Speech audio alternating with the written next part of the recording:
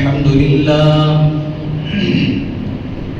لله نحمده ونستعينه ونستغفره ونؤمن به ونتوكل عليه ونعوذ بالله من شرور أنفسنا ومن سيئات أعمالنا من يهده الله فلا مضل له ومن يضلله فلا هادي له ونشهد أن لا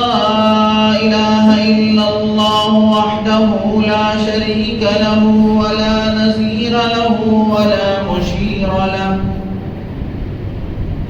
ونشهد أن سيدنا وسندنا ومولانا محمد وبارك وسلم تسليما كثيرا كثيرا أرسله الله تعالى بين يدي الساعة بشيرا ونذيرا وداعيا إلى الله بإذنه وسراجا منيرا أما بعد فقد قال الله تبارك وتعالى في القرآن المجيد والفرقان الحميد أعوذ بالله من الشيطان الرجيم بسم الله الرحمن الرحيم كنتم خير أمة أخرجت للناس تأمرون بالمعروف وتنهون عن المنكر وتؤمنون بالله وقال تعالى ولتكن منكم أمة يدعون إلى الخير ويأمرون بالمعروف وينهون عن المنكر وأولئك هم المفلحون وقال النبي صلى الله عليه وسلم الدال على الخير كفاعله أو كما قال صلى الله عليه وسلم سبحانك لا علم لنا إلا ما علمتنا إنك أنت العليم الحكيم رب اشرح لي صدري ويسر لي أمري واحلل عقدة من لساني يفقه قولي اللهم صل على سيدنا مولانا محمد في أفضل كلامنا اللهم صل على سيدنا مولانا محمد في أوسط كلامنا اللهم صل على سيدنا مولانا محمد في آخر كلامنا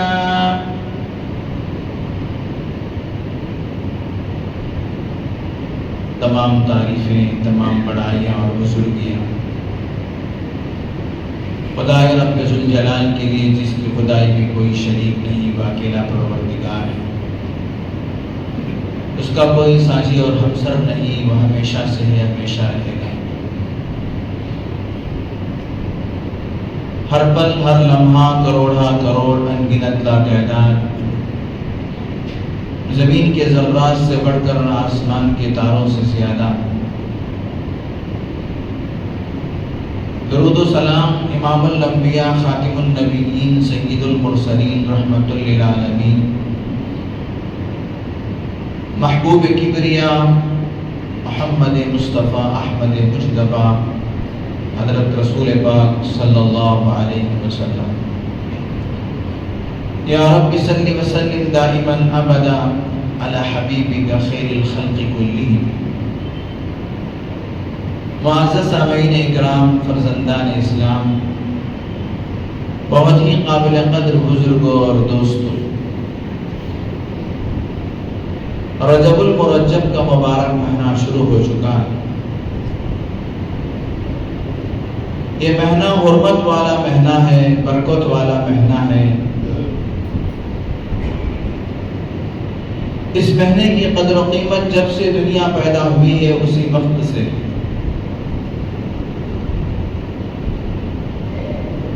اللہ تبارک و تعالیٰ اپنے پاک کلام میں ارشاد فرماتے ہیں ان عدت الشہور عند اللہ 12 شہرا فی کتاب اللہ یوم خلق السماوات والارض منها 4 حرم۔ جب سے اللہ نے زمین آسمان کو پیدا فرمایا ہے اس وقت سے مہینوں کی تعداد 12 ہے، اور ان 12 مہینوں میں سے 4 مہینے محترم مہینے ہیں، 4 حرم حرمت والے مہینے ہیں۔ اس میں سے ایک رجب المرجب کا مہینہ ہے۔ سرکار دو عالم حضرت محمد الرسول اللہ صلی اللہ علیہ وسلم کی سنت اور عادت اس مہینے کے اندر آپ صلی اللہ علیہ وسلم کثرت کے ساتھ یہ دعا فرمایا کرتے تھے اللہم بارک لنا فی رجب و شعبان وبلغنا رمضان۔ اے اللہ رجب اور شعبان میں برکت عطا فرما اور عافیت کے ساتھ رمضان تک پہنچا دے۔ ہم بھی اللہ کی بارگاہ میں یہی دعا کرتے ہیں کہ اللہ تعالی ہم سب کو رجب کے مہینے میں، شعبان کے مہینے میں برکتیں رحمتیں میسر فرمائیں اور عافیت کے ساتھ رمضان تک پہنچائیں۔ میرے محترم بزرگوں اور دوستو، اللہ تبارک و تعالیٰ کی ایک عادت شریفہ ہے، وہ یہ ہے کہ جب انسان کو اللہ تبارک و تعالیٰ پیدا فرماتے ہیں تو ماں کے پیٹ میں اس کو رکھ کر اللہ تبارک و تعالیٰ اس کے اعضاء، اس کے جسم کے حصے کو اللہ تعالیٰ بناتے ہیں۔ جب تک بچہ ماں کے پیٹ میں رہتا ہے، دنیا میں آنے سے پہلے اس کے جو اعضاء بن جاتے ہیں وہ بن گئے، جو اعضاء ناقص رہ گئے اور وہ بچہ دنیا میں آ گیا۔ اب دنیا کی پوری طاقتیں مل کر، دنیا کے پورے سائنٹسٹ مل کر، دنیا کے پورے ڈاکٹر مل کر اس کے کسی عضو کو نہیں بنا سکتے، اس کے کسی پارٹس کو نہیں بنا سکتے۔ ماں کے پیٹ میں رہنے تک جب بچہ کامل و مکمل ہو کر دنیا میں آتا ہے تو وہ کامل و مکمل کہلاتا ہے، اور آنے کے بعد اللہ تبارک و تعالیٰ نے اس کو زندگی کا ایک اصول، اس کو زندگی گزارنے کا ایک طریقہ بتاتے ہیں۔ اے اللہ تبارک و تعالیٰ نے جو آنکھ دیا ہے اس آنکھ کا صحیح استعمال کریں، اس آنکھ سے وہ اللہ کی کتاب کو پڑھے دیکھے، ماں باپ کو محبت اور الفت کی نگاہوں سے دیکھے۔ اس آنکھ کا حق یہ ہے کہ ان آنکھوں کے ذریعے سے وہ اللہ کا گھر دیکھے اور اللہ تبارک و تعالیٰ کی نعمتوں کو دیکھ کر اس کا شکر ادا کرے۔ اسی طریقے سے اللہ تبارک و تعالیٰ نے ہاتھ پیر دیے ہیں اور دیگر جسم کے اعضاء دیے ہیں، اس کا حق یہی ہے کہ وہ ان تمام اعضاء کو صحیح استعمال کرے۔ اب ایک زندگی بندہ دنیا کے اندر گزارتا ہے، دنیا میں گزارنے کا اللہ تبارک و تعالیٰ نے اسے جو طریقہ بتائے ہیں، جو سلیقہ اللہ نے سکھائے ہیں، اللہ کے رسول نے بتایا ہے، اس طریقے کی زندگی گزارے گا تو اس کی زندگی سدھرے گی، سنورے گی، اور پھر جب یہ دنیا کی زندگی ختم کر کے قبر کی زندگی میں جائے گا تو اس کے لیے چین، سکون، راحت، آرام ہو۔ اور اگر یہ بندہ غفلتوں میں پڑ کر، نافرمانیوں میں پڑ کر، برائیوں میں پڑ کر اپنے اعمال کو اگر برباد کر لے گا، اپنے اعمال کو تباہ کر لے گا، تو پھر قبر کی زندگی میں وہ اعمال کو بنا نہیں سکتے۔ جیسے ماں کے پیٹ میں ناقص اعضاء، اس کا ہاتھ نہیں بنا، دنیا میں اس کا ہاتھ بن نہیں سکتا، دنیا کے تمام ڈاکٹر مل کر اس کا ہاتھ نہیں بنا سکتے۔ ماں کے پیٹ میں اس کی آنکھ نہیں بنی، دنیا میں آنے کے بعد اس کی آنکھ نہیں بن سکتی۔ ماں کے پیٹ میں پیر نہیں بنا، دنیا میں آنے کے بعد پیر اس کا چاہے جتنی بھی کوشش کر لے، جتنا بھی ٹیکنیک استعمال کر لے اور ایڑی چوٹی کا زور لگا لے، کہ دنیا کی کوئی طاقت اس کا پیر نہیں بنا سکتی. آرٹیفیشل تو بنا سکتی ہے لیکن اصلی پیر نہیں بنا سکتی. اور میرے دوستو بات آگے بڑھ کر یہ ہے کہ دنیا میں اگر کوئی آدمی مجبور ہے, معذور ہے, لوگوں کو اس پر رحم آ جاتا ہے, کبھی کوئی نابینا آدمیوں کے پاس جا کر بھیک مانگتا ہے تو ہر آدمی اسے کچھ نہ کچھ دے دیتا ہے اور اس کی زندگی بن جاتی ہے, سنور جاتی ہے. بہت سارے لوگ تو ایسے ہی کہ جو نابینا کا ایکٹنگ کر کے بینا لوگ بھی کیا ہے لوگوں کے سامنے ہاتھ پسار کر اپنی کمائی اور اپنے پیٹ پالنے کا ذریعہ بنا لیتے ہیں. بہت سارے بھی ملیشیا کے اندر ایک بہت بڑی مالدار لڑکی, بہت بڑی مالدار, ملیشیا کے نمبر 1 مالداروں میں اس کا شمار ہے, لیکن وہ پاکستان کی ہے. اس سے پوچھا گیا کہ تم نے اتنی پونجی کیسے جمع کیا, اتنے بڑے مرتبے پر اور اتنے اعلیٰ کسوٹی پر تم نے کیسے پہنچا؟ تو اس نے کہا کہ میں بھیک مانگ کر پہنچی, میں لوگوں کے پاس بھیک مانگا کرتی تھی. اور کیسے بھیک مانگا کرتی تھی پوچھا گیا ٹی وی اینکر نے, تو اس نے کہا کہ میں نابینا کا بھینس یعنی اندھی بن کر بھیک مانگتی تھی اور میں ایسے مجبور اور مقہور ہو کر, اسی لیے کہ جو پیشہ ور فقیر ہیں ان کو دیکھ سنبھل کے آپ کیا ہے صدقہ و خیرات دینا. کہ جو پیشہ ور فقیر آپ کے پاس بھیک مانگنے کے لیے آتے ہیں بسا اوقات وہ تم سے زیادہ مالدار ہو, ان کا پیشہ ہی وہی ہے. جیسے میں اور آپ صبح سویرے اپنے کاروبار کے لیے نکلتے ہیں, اپنی روزی روٹی کے لیے نکلتے ہیں, وہ لوگ بھی صبح سویرے اپنے کاروبار کے لیے بھیک مانگنے کے لیے نکلتے ہیں. میں یہ کہہ رہا تھا کہ اگر کوئی معذور ہے, اندھا ہے, نابینا ہے, لنگڑا ہے, لولا ہے, دنیا میں اگر وہ کسی سے جا کر مانگتا ہے, ہاتھ پھیلاتا ہے, تو لوگ اس پر رحم کھا کر کچھ دے بھی دیتے ہیں. وہ اپنا گزارا کر بھی لیتا ہے, وہ اپنا پیٹ پال بھی لیتا ہے. لیکن میرے دوستو دوسرے پہلو کی طرف ہم دیکھیں, اگر کسی نے دنیا کے اندر اپنے آپ کو آخرت کے اعتبار سے نہیں بنایا, قبر کے اعتبار سے نہیں بنایا, اعمال کے اعتبار سے اپنے آپ کو نہیں بنایا, نمازوں میں کمی رہ گئی, اللہ تبارک و تعالیٰ کے احکامات میں کمی رہ گئی, سرکار دو عالم حضرت محمد الرسول اللہ صلی اللہ علیہ وسلم کے مبارک طریقے کے خلاف زندگی گزارا, داڑھی مڑا کر زندگی گزارا اور ناجائز کامیں کر کے اللہ اور اللہ کے رسول کو ناراض کر کے کام کر کے دنیا میں زندگی گزارا, اور پھر ایک وقت اس کا مقرر ہے,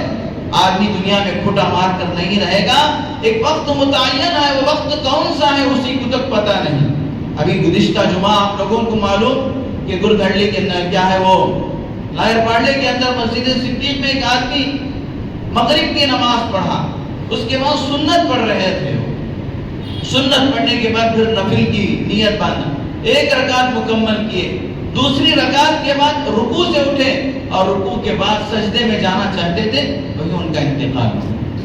ایسے سینکڑوں واقعات ہم دیکھتے رہتے ہیں کہ آدمی بیٹھے بیٹھے انتقال ہو جاتا ہے. ملیشیا کے انڈونیشیا کے امام ابھی قریب میں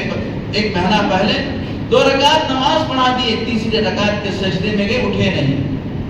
موت کی کوئی گارنٹی نہیں. میرے دوستو اگر آدمی آخرت کے اعتبار سے اپنے آپ کو بنا کر نہیں گیا, آخرت کے اعتبار سے, اللہ کے احکام کے اعتبار سے, نبی پاک حضرت محمد رسول اللہ صلی اللہ علیہ وسلم کے مبارک طریقے کے اعتبار سے زندگی گزار کر نہیں گیا, قبر میں جانے کے بعد اس کو بنانے کا موقع نہیں ملے. جیسے ماں کے پیٹ میں ناقص پیدا ہو کر دنیا میں آیا تو اب اس کو کوئی عضو دنیا کا کوئی ڈاکٹر نہیں بناتا, اور کوئی آنکھ جو نابینا بن کے پیدا ہوا تو کوئی دنیا کی ٹیکنیک اسے بینا نہیں بنا سکتی. کوئی آدمی معذور اور مجبور ہو کر دنیا میں آیا تو اسے کوئی آ کر مکمل نہیں کر سکتا. ہاں اس کی مجبوری کی وجہ سے لوگ اس پر ترس کھا کر اس کے لیے کچھ کیا ہے مدد کر دے, اس کی روزی روٹی کا انتظام ہو جا سکتا ہے. لیکن میرے دوستو یاد رکھو, قبر میں جانے کے بعد اعمال کے اعتبار سے اگر آدمی ناقص رہے گا, خدا کی قسم فرشتوں کو آپ پر رحم نہیں آئے گا, فرشتوں کو رحم نہیں آئے گا.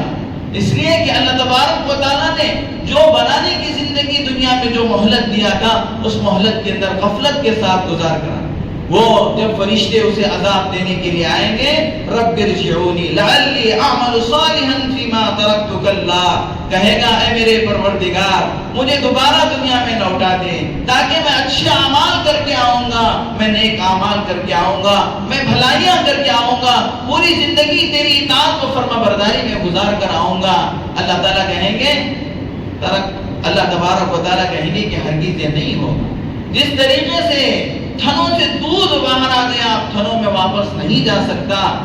کمان سے تذکیر نکل گئی اب دوبارہ کمان میں نہیں آ سکتی، زبان سے لفظ نکل گیا دوبارہ واپس نہیں جا سکتا، تو لہذا میرے دوست ایک بار زندگی ملنے کے بعد دوبارہ زندگی نہیں مل سکتی۔ کل نفس ذائقۃ الموت، ہر نفس کو ایک مرتبہ موت کا مزہ چکھنا ہے۔ اللہ تبارک و تعالیٰ فرمائیں گے یہ تیری بھول ہے، یہ تیری نادانی ہے، یہ تیری غفلت ہے، اس کی سزا تجھے یہاں ضرور بھگتنا پڑے۔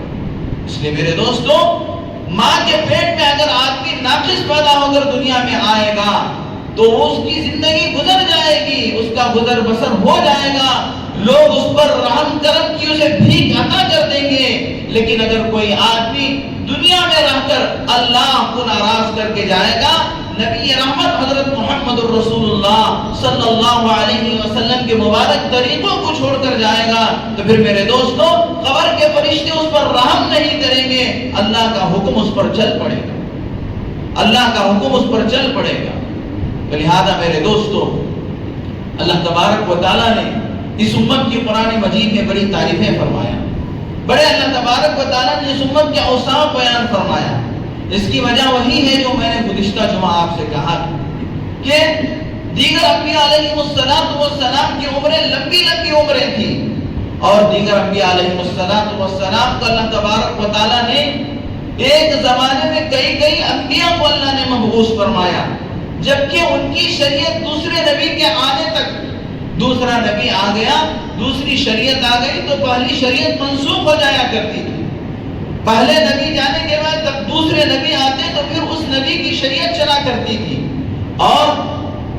وہاں پر فقط کیا ہے، انبیاء علیہ السلام پر ذمہ داریاں تھیں، دعوت کی ذمہ داریاں، لوگوں کو اللہ کی طرف توحید کی طرف بلانے کی ذمہ داری انبیاء علیہ السلام کو تھی، نہ کہ ان کے امتیوں کو۔ حضرت موسیٰ علیہ السلام کو جب اللہ نے کہا کہ آپ فرعون کو جا کر دین کی دعوت دو، اسے تبلیغ کرو، اسے توحید کی دعوت دو، حضرت موسیٰ علیہ السلام نے فرمایا اللہ پاک میری زبان میں لکنت ہے۔ حضرت موسیٰ علیہ السلام بچپن میں تھے، فرعون کے گھر میں پل رہے تھے،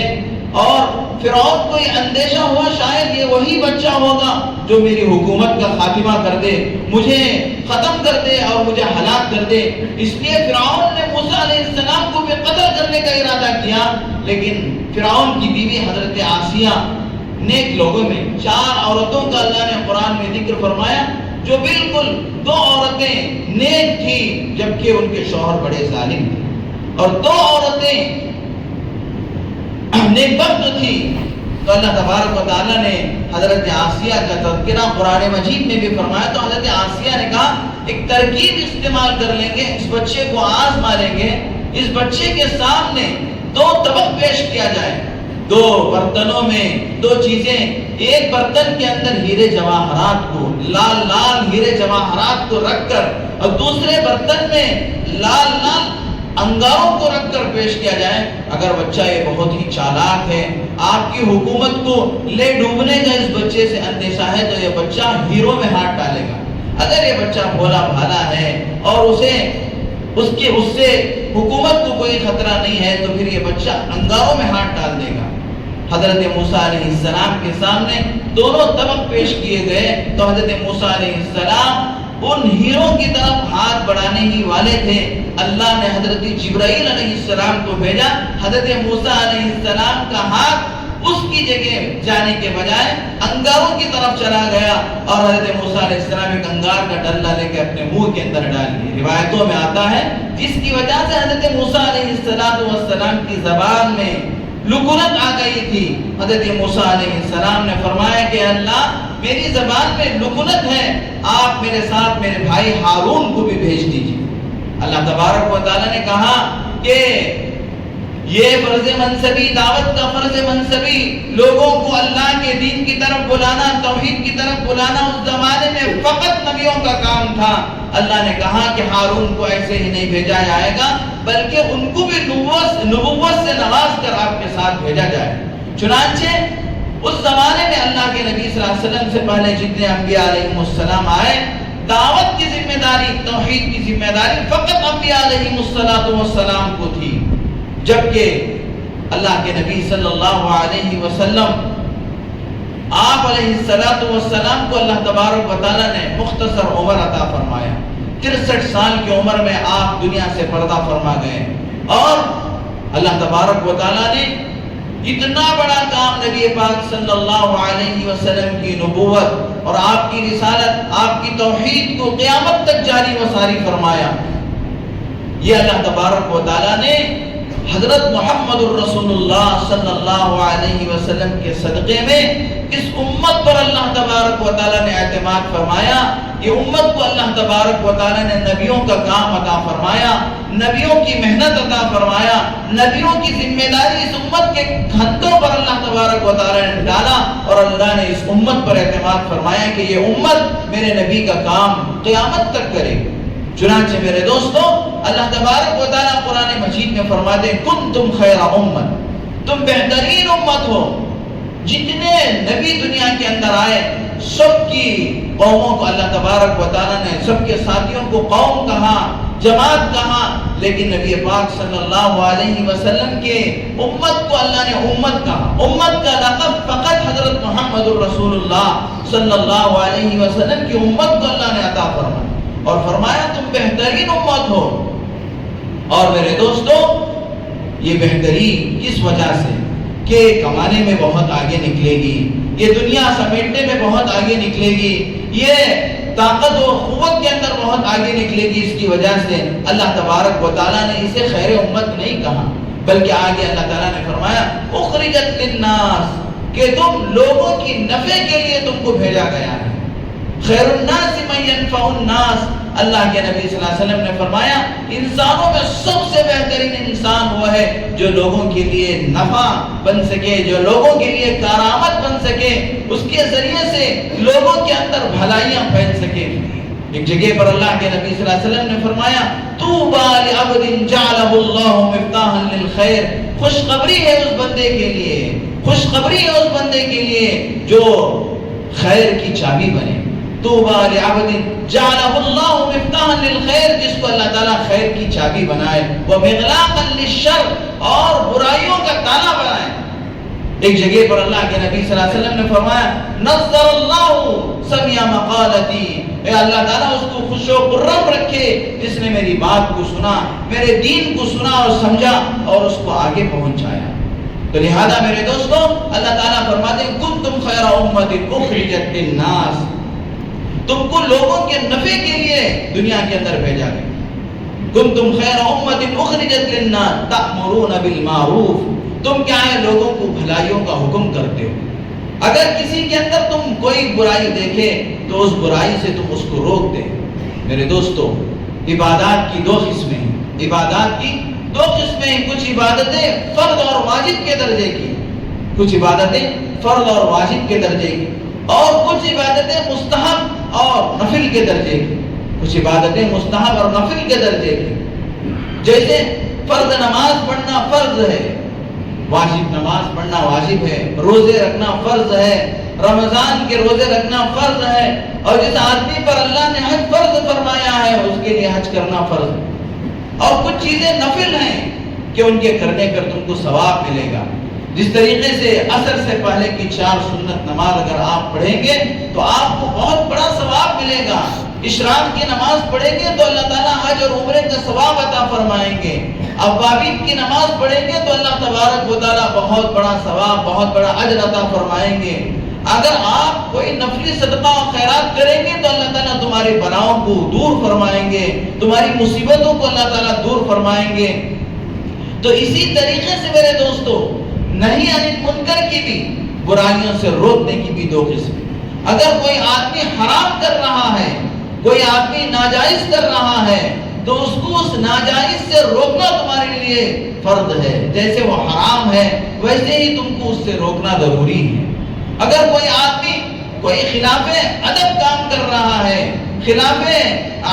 سنت کوئی کام کر رہا ہے، تو اس کو روکنا بھی کیا ہے، اسی درجے تمہارے لیے ضروری ہے. اس کو روکنا بھی اسی درجے تمہارے لیے ضروری ہے. اور میرے دوستو دیکھنا چاہیے کہ ایک آدمی نماز نہیں پڑھ رہا ہے، اور ایک آدمی کا روزہ نہیں رکھ رہا ہے، ایک آدمی شراب پی رہا ہے، ایک آدمی زنا میں مبتلا ہے. اگر آپ کو اس بات کا پورے طور پر یقین ہے کہ وہ آپ کی بات مانے گا، آپ کی بات مانے گا، تو آپ کو اس کو زبان کے ذریعے سے روکنا آپ کے لیے فرض ہے، آپ کے لیے ضروری. اگر کوئی آدمی برائی کر رہا ہے، وہ برائی حرام کے درجے کی ہے. مثال کے طور پر نماز پڑھنا بہت بڑا گناہ ہے، نماز چھوڑنا بہت بڑا گناہ ہے. نماز اگر چھوڑے گا تو اللہ تبارک و تعالیٰ اس کے لیے بڑے سخت وعیدیں ارشاد فرمائے. اگر آپ اسے سمجھائیں گے، وہ آپ کی بات مانے گا، تو آپ کے لیے ضروری ہے کہ آپ اسے نماز کی طرف راغب کریں، آپ اسے نماز کی طرف بلائیں. اگر کوئی آدمی ایسا ہے کہ آپ اگر اسے جا کر حکم کریں تو نماز کا مذاق اڑائے گا یا نماز کا انکار کر دے گا، ایسے آدمی کے بارے میں آپ کے لیے ضروری ہے کہ آپ اس کے عمل کو برا سمجھیں، دل سے برا سمجھیں. اگر آپ جا کر روکیں گے، نماز نہیں پڑھنا بہت بڑا گناہ ہے. اگر آپ جا کر اسے نماز کو بلائیں گے، اگر وہ کہے گا کہ نماز میں نہیں پڑھتا، انکار کر دیا نماز کا، نماز اللہ کہیں کو بیکار فرض کر دیا، ایسے اگر الفاظ نکالے گا تو وہ کافر ہو جائے. اس لیے میرے دوستو اگر کوئی آدمی آپ کی بات مانتا ہے، آپ کی بات مان کر وہ اس برے عمل سے توبہ کر لیتا ہے، تو آپ کے لیے ضروری ہے کہ آپ اسے جا کر سمجھائیں. اگر وہ آپ کی بات نہیں مانتا ہے، الٹا وہ نماز کا مذاق اڑائے گا، نماز کا انکار کرے گا، تو ایسی صورت میں آپ کو اس عمل سے برا، اس کے عمل کو دل سے برا سمجھنا ضروری. لہذا میرے دوستو امر بالمعروف، اللہ تبارک و تعالیٰ نے فرمایا کہ امر بالمعروف ضروری ہے، لوگوں کو نیکیوں کی طرف حکم کریں اور برائیوں سے روکیں. ایک واقعہ کتابوں کے اندر لکھا ہے، ترکی سلطنت کے اندر سلطان مراد ایک بادشاہ تھے. وہ بادشاہ جیسا کہ عام طور پہ ہمارے دینی بادشاہوں کی عادت رہتی تھی کہ وہ راتوں میں بھیس بدل کر اپنی رعایا کو دیکھنے کے واسطے کس حال میں زندگی گزار رہے ہیں، بھیس بدل کر معمولی ڈریس میں، معمولی لباس میں جا کر وہ چیک کیا کرتے تھے، گلی گلی میں جا کر دیکھا کرتے تھے کہ رعایا کس حال میں زندگی گزار رہے ہیں. اس سلسلے میں حضرت عمر فاروق رضی اللہ تعالیٰ عنہ کے واقعات بہت مشہور. حضرت ابو بکر صدیق رضی اللہ تعالیٰ عنہ کے واقعات بھی بہت مشہور ہیں. ایک مرتبہ حضرت سیدنا صدیق اکبر رضی اللہ تعالیٰ اپنے دور خلافت کے اندر ایک پرچہ بنائے، اس کے اندر جتنے مجبور لوگ ہیں، معذور لوگ ہیں، ان کے نام لکھے، اور اس کے بعد صحابہ کرام رضوان اللہ تعالی علیہم اجمعین میں سے بلا کر کہا کہ فلاں مجبور کی کون خدمت کرے گا، فلاں معذور کی کون خدمت کرے گا. چنانچہ سب نے اپنے اپنے نام، یعنی جو خدمت کرنے والوں کے نام ان کے بازو میں لکھے گئے. ایک ایسے ہی مجبور اور معذور اور بیوہ عورت کا نام تھا، لیکن وہاں پر کوئی نام لکھا ہوا نہیں تھا. حضرت عمر فاروق رضی اللہ تعالیٰ کی نگاہ اس پرچے پہ پڑی تو حضرت عمر فاروق رضی اللہ تعالیٰ نے سوچا کہ شاید اس معذور اور مجبور اور بیوہ عورت کی خدمت کے واسطے امیر المؤمنین کو کوئی نہیں ملا یا کوئی آمدہ نہیں ہوا. اس لیے حضرت عمر فاروق رضی اللہ تعالیٰ نے فجر کی نماز پڑھ کر اس بوڑھیا کا، اس عورت کا پتہ کر کے، اس کا ایڈریس معلوم کر کے حضرت عمر رضی اللہ تعالیٰ اس بوڑھیا کے گھر پہ گئے اور اس کے گھر کا دروازہ کھٹکھٹایا تو اندر سے آواز آئی کہ کون ہے. انہوں نے کہا اماں کوئی خدمت ہو تو کر دو، آپ کو اگر پانی لا کر دینا ہو تو آپ کو پانی لا کر دے دو، آپ کے سودا صرف لانا ہے تو میں لا کر دے دو. تو اس بوڑھیا نے کہا کہ نہیں بیٹا، کوئی تم سے پہلے کوئی آیا تھا وہ کر گیا ہے،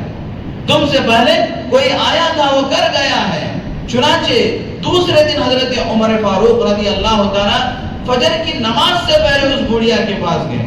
کہ تاکہ میں اس آدمی سے پہلے جا کر اس بوڑھیا کی ضرورت کو پورا کروں. اور جا کر دروازہ کھٹکھٹایا تو اندر سے آواز آئی کہ کون ہے. حضرت عمر نے کہا کہ اماں اگر تمہاری کوئی خدمت ہو تو جھاڑو دینا ہے تو میں جھاڑو دے دوں، اگر تم کو کوئی راشن لا کر دینا ہے، سودا صرف لا کر دینا ہے تو لا کر دے دوں، پانی بھرنا ہے تو پانی بھر دوں۔ اس اماں نے کہا، اس بڑھیا نے کہا نہیں بیٹا، تم سے پہلے کوئی آ کر، اس بڑھیا کو بھی معلوم نہیں کہ کون آیا تھا، تم سے پہلے کوئی آ کر میری خدمت کر کے گیا، اب کسی چیز کی ضرورت نہیں ہے، اب میں آرام سے کل تک وقت گزار لوں گی۔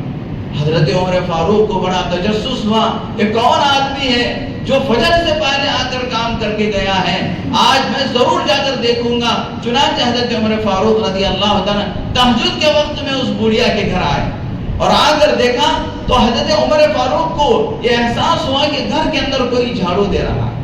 گھر کے اندر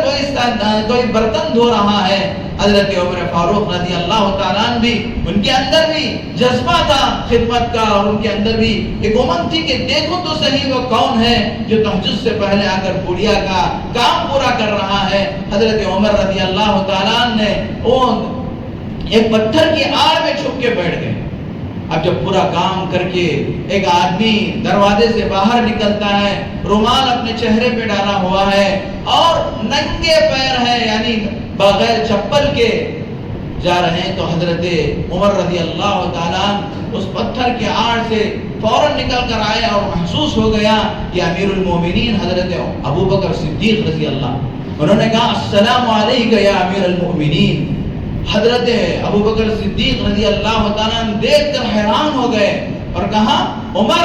تم اس جگہ اس رات میں؟ حضرت عمر نے کہا امیر المومنین آپ اس وقت اس بڑھیا کے گھر میں؟ تو حضرت ابو بکر صدیق رضی اللہ تعالیٰ نے کہا کہ ہاں اس بڑھیا کی خدمت کی پتہ مجھے اور میرے اللہ کے سوا کسی کو معلوم نہ ہو، میں یہ چاہتا تھا۔ لیکن حضرت عمر نے ان سے دو سوال پوچھے کہ اے امیر المومنین آپ نے یہ کپڑا سر پہ اس طرح کیوں ڈالا ہے؟ امیر المومنین نے کہا کہ کسی کو پتہ نہ چلے کہ یہ راز میرے اور میرے اللہ کے درمیان رہے۔ دوسرا سوال انہوں نے پوچھا کہ امیر المومنین آپ نے پیروں میں چپل کیوں نہیں پہنے؟ تو امیر المومنین نے کہا کہ میری چپل کی آہٹ سے کسی کی نیند خراب نہ ہو جائے، میری چپل کی آہٹ سے کسی کی نیند خراب نہ ہو جائے۔ چنانچہ میرے دوستو حضرات صحابہ کرام اس طرح ہوا کرتے تھے۔ میں نے ترکی کا واقعہ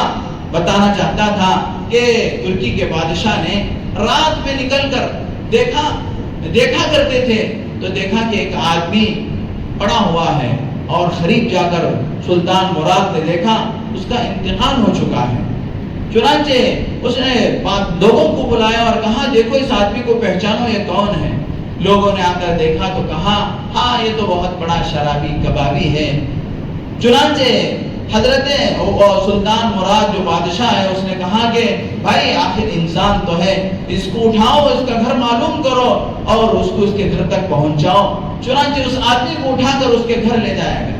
لے جانے کے بعد جب بیوی نے دیکھا کہ اس کا شوہر انتقال ہو گیا ہے، اس نے اپنے شوہر کو دیکھ کر کہا کہ آپ میرے شوہر ہیں لیکن تم اللہ کے ولی ہو، لوگوں نے تعجب کیا یہ تو شرابی ہے اور یہ تو کبابی ہے، لیکن یہ عورت اپنے شوہر کو مان لے بہت بڑی بات ہے۔ پوری دنیا اگر مان لیتی ہے تو عورت نہیں مانتی اپنے شوہر کو، پوری دنیا مانتی ہے تو عورت کا ماننا بڑا مشکل ہوتا ہے، لیکن یہ عورت اس کی ولایت کی گواہی دے رہی ہے۔ تو تم اللہ کے ولی ہو، تم اللہ کے بڑے نیک ہو، اللہ تعالیٰ تم کو بہت بلند مقام عطا فرمائیں گے۔ بادشاہ نے پوچھا کہ لوگ تو کہہ رہے ہیں کہ شرابی ہے کبابی ہے، لیکن تم اس کی ولایت کی گواہی دے رہی ہو۔ اس نے کہا کہ میرا شوہر بڑا نیک تھا اور وہ شراب کے اڈے پہ جاتا تھا، شراب خریدتا تھا، لیکن وہ شراب لا کر نالی میں بہا دیتا تھا اور اس نیت سے شراب خریدتا تھا کہ میں اتنی شراب خرید کر نالی میں بہا دوں تاکہ کوئی مسلمان اس شراب کے پینے سے بچے۔ اور میرا شوہر زنا کے اڈے پہ جاتا تھا اور اس عورت کو اس کی اجرت ادا کرتا تھا اور ادا کرنے کے بعد کہتا کہ تجھے آج کی مزدوری مل گئی تو کیواڑ بند کر لے، اب کیا ہے۔ اس کے بعد یہ پوری رات تہجد میں رہتا تھا اور یہ کہتا تھا کہ میری وجہ سے ایک آدمی زنا سے بچ جائے، میری وجہ سے ایک آدمی زنا۔ اس کو دیکھی لوگوں نے سمجھا کہ یہ شرابی ہے، لوگوں نے سمجھا کہ یہ زناکار ہے، حالانکہ وہ زانی نہیں تھا، حالانکہ وہ شرابی نہیں تھا۔ اس کی سوچ یہ تھی کہ مجھ سے جتنا ہو سکے لوگوں کو میں شراب سے بچا سکوں۔ 2 بوتل میں نے خرید لیا تو یہ 2 بوتل کسی مسلمان کے پینے سے تو بچ گئے۔ اگر کسی زانیہ کے پاس جا کر میں اس کی اجرت ادا کر کے اس کا کیواڑ بند کرا دوں تو کوئی آدمی دوسرا آدمی زنا میں مبتلا ہونے سے بچ جائے گا۔ لیکن میرے دوستو، یہ چیز اس آدمی کا ایمان تھا۔ آج کے زمانے میں ہم کو ایسا کرنا درست نہیں ہے، کیونکہ اللہ کے نبی صلی اللہ علیہ وسلم نے فرمایا اتقوا مواضع التهم، تہمت کی جگہوں سے بچو۔ اس آدمی کا ایمان اتنا مضبوط تھا، اور اس آدمی نے کہا تھا، اس کی بیوی نے کہا کہ تم جب مرو گے تم کو شرابی سمجھ کر، زانی سمجھ کر کوئی تمہاری نماز بھی نہیں پڑھائے گا۔ تو اس نے کہا تھا مجھے اللہ پر یقین ہے وقت کا بادشاہ اور وقت کے علماء میرے جنازے میں شریک ہوں گے۔ چنانچہ بادشاہ سن کر رونے لگا اور کہا کہ کل پورے شاہی دربار کے ساتھ ان کی جنازے کی نماز پڑھی جائے گی اور پورے علماء اور صلحاء اس کی جنازے کی نماز میں شریک ہوں گے۔ تو لہذا میرے دوستو، برائیوں سے روکنا بھی ضروری ہے اور نیکی کا کام کرنا، نیکیوں کا حکم کرنا بھی ضروری ہے۔ اسی لیے یہ اجتماعات طے ہوتے ہیں کہ لوگ وہاں پر جا کر دین کی باتیں سنیں، ایمان کی باتیں سنیں، ایمان کا جذبہ پیدا ہوگا، نیک راستے پر چلنے کا جذبہ پیدا ہوگا۔ اس لیے الحمدللہ شہر میں بہت سارے اجتماعات ہوئے، لیکن اس ہفتہ اتوار ہمارے اس زون کا اجتماع ہے۔ دوٹ بستی کے اندر میسور روڈ میں ہمارے اس زون کا اجتماع ہے، لہذا آپ میں تو کوئی آدمی اجتماع سے محروم نہ ہو۔ اللہ تبارک و تعالیٰ کی رحمتوں کا نزول ہوتا ہے۔ جب ایمان والوں کا اتنا بڑا جمع غفیر کہیں پر جمع ہوتا ہے تو وہاں پر اللہ تبارک و تعالیٰ کی رحمتوں کا نزول ہوتا ہے، اور سینکڑوں لوگ جب دعاؤں میں آمین کہیں، پتہ نہیں کس کی آمین اللہ قبول کر کے ساروں کا بیڑا اللہ تبارک و تعالیٰ پار فرما دے، ساروں کی مغفرت فرما دے۔ اللہ تبارک و تعالیٰ تو بہانے تلاش کرتے ہیں، اور اللہ تبارک و تعالیٰ ہو سکتا ہے کہ میرا بندہ بھی فلاں وہ اکابر اور اللہ کے نیک بندوں کے ساتھ اجتماع میں جمع ہوا تھا، اسی کو بہانہ بنا کر اللہ تبارک و تعالیٰ ہماری مغفرت فرمائے۔ اور اسی کے ساتھ ساتھ آخر میں یہ آپ سے میں درخواست کر کے بات ختم کرتا ہوں، 22 جنوری کو کیونکہ میرے دوستو ہمارے ملک ہندوستان میں مشرکوں اور کافروں کا ایک جشن ہونے والا ہے، لہذا ایسے وقت میں ہم مسلمانوں کو کیا کرنا ہے؟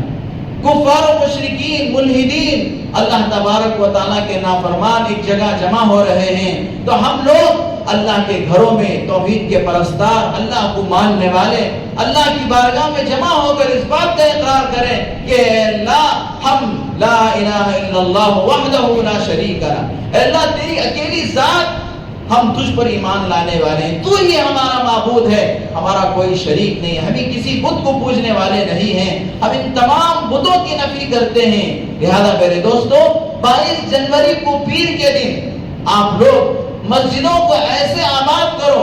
ہم سب مل کر مسجدوں کو ایسے آباد کریں گویا کہ عید کا سما نظر آئے، عید کا سما نظر آئے۔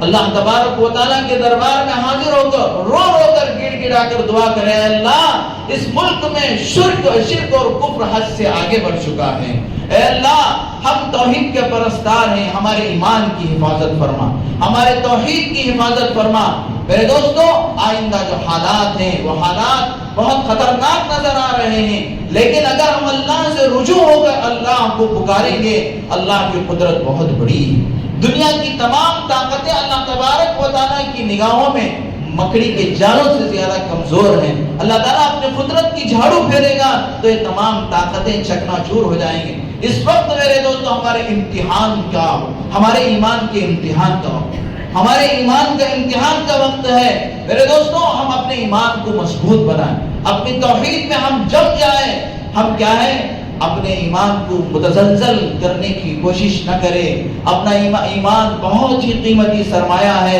ایمان کے بغیر آدمی بیکار ہے آخرت میں، چاہے وہ جتنا بھی بڑا عمل لے کر جائے اگر ایمان نہیں ہوگا تو وہ عمل بیکار ہے۔ ایمان کو مضبوط کرنا ضروری ہے۔ لہذا آپ سے درخواست ہے کہ پیر کے دن 22 تاریخ کو آپ حضرات مسجدوں کی طرف رجوع ہو اور مسجدوں میں آ کر اللہ کا ذکر کرو، قرآن کی تلاوت کرو، نفل نمازیں پڑھو اور اللہ تبارک و تعالیٰ سے اس ملک کے لیے امن و امان مانگو، اور کفر و شرک سے اللہ تبارک و تعالیٰ اس ملک کو پاک و صاف فرما دے۔ اللہ سے رو رو کر گڑ گڑا کر ہم دعائیں کریں گے۔ اللہ کی ذات عالی سے امید ہے کہ اللہ تبارک و تعالیٰ مسلمانوں کی مدد فرمائیں گے اور اللہ تبارک و تعالیٰ کی طرف سے غیبی نصرتیں آئیں گے۔ آپ تھوڑا مکے کے ماحول کو دیکھو، رسول اللہ صلی اللہ علیہ وسلم کے ایمان لائے، نبوت کے سے پہلے اللہ کے نبی صلی اللہ علیہ وسلم نبوت کا اعلان کرنے سے پہلے، توحید کا اعلان کرنے سے پہلے کعبۃ اللہ میں 360 بت رکھے گئے،